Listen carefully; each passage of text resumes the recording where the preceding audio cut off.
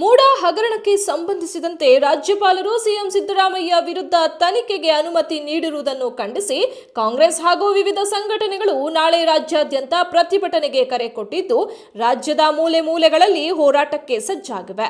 ನಿನ್ನೆ ರಾಜಭವನದ ಎದುರು ಪ್ರತಿಭಟನೆ ನಡೆಸಿದ್ದ ಕಾಂಗ್ರೆಸ್ ಕಾರ್ಯಕರ್ತರು ನಾಳೆ ರಾಜ್ಯಾದ್ಯಂತ ಪ್ರತಿಭಟನೆಗೆ ಕರೆ ನೀಡಿದ್ದಾರೆ.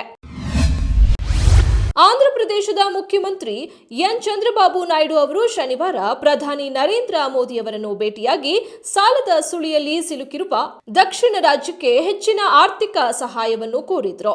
ಕೇಂದ್ರ ಬಜೆಟ್ ನಂತರ ಮೋದಿ ಅವರೊಂದಿಗಿನ ಮೊದಲ ಸಭೆಯಲ್ಲಿ ಹೊಸ ರಾಜಧಾನಿಯ ಅಭಿವೃದ್ಧಿಗೆ 15,000 ಕೋಟಿ ರೂಪಾಯಿಗಳ ಧನ ಸಹಾಯ ಸೇರಿದಂತೆ ಆಂಧ್ರಪ್ರದೇಶಕ್ಕೆ ಮಾಡಿದ ಪ್ರಮುಖ ಘೋಷಣೆಗಳಿಗಾಗಿ ನಾಯ್ಡು ಪ್ರಧಾನಿಗೆ ಧನ್ಯವಾದ ಅರ್ಪಿಸಿದ್ರು ಎಂದು ಮೂಲಗಳು ತಿಳಿಸಿವೆ.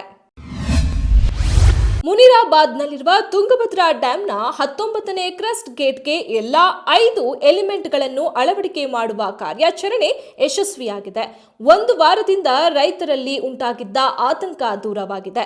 ಸದ್ಯ ಡ್ಯಾಂನ ಎಲ್ಲಾ ಗೇಟ್ಗಳನ್ನು ಬಂದ್ ಮಾಡಲಾಗಿದ್ದು, ಹೊರಹರಿವು 60 ಕ್ಯೂಸೆಕ್ ಆಗಿದೆ. ಮುಖ್ಯಮಂತ್ರಿ ಸಿದ್ದರಾಮಯ್ಯ ಸೇರಿದಂತೆ ಹಲವು ನಾಯಕರು ಕಾರ್ಯಾಚರಣೆ ನಡೆಸಿದ ತಂಡಕ್ಕೆ ಅಭಿನಂದನೆ ಸಲ್ಲಿಸಿದ್ದಾರೆ. ರಾಜ್ಯದಲ್ಲಿ ಬೆಳ್ಳಂಬೆಳಗ್ಗೆ ಭೀಕರ ರಸ್ತೆ ಅಪಘಾತ ಸಂಭವಿಸಿದ್ದು, ಸರ್ಕಾರಿ ಬಸ್ಗೆ ಕಾರು ಡಿಕ್ಕಿಯಾದ ಪರಿಣಾಮ ಒಂದೇ ಕುಟುಂಬದ 4 ಸ್ಥಳದಲ್ಲೇ ಸಾವನ್ನಪ್ಪಿದ್ದಾರೆ.